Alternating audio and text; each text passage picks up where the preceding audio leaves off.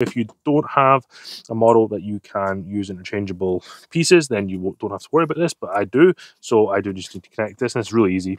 You just line it up, depress the button,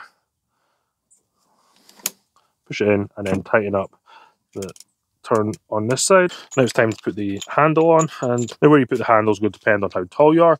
So I'm going to put it on the top here.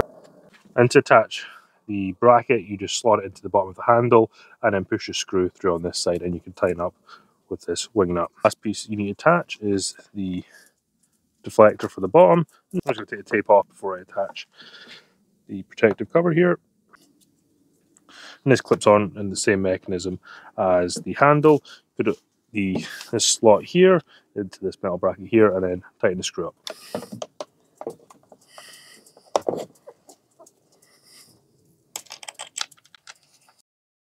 We can start loading this, and what you want to do is make sure the arrows here are lined up with the arrows on this piece here. So turn this until they line up. You'll hear an audible click. Take your string line, and you can do up to 10 feet of string line at one time.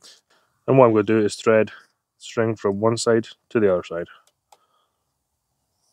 And now what you're going to do is pull this through. Have half on the right side and half of the string on the left side.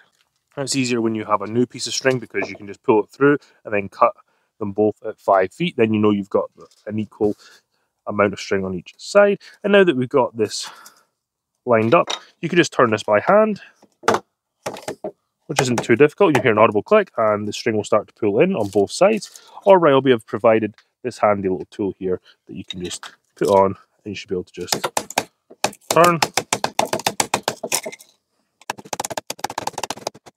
You want to leave about 5 or 6 inches sticking out.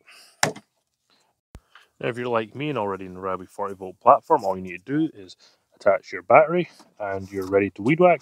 If you're not, just make sure to charge your battery properly per the instructions. Sometimes they want you to do a full charge before you actually use them. So just make sure you do that so you don't risk damaging the battery.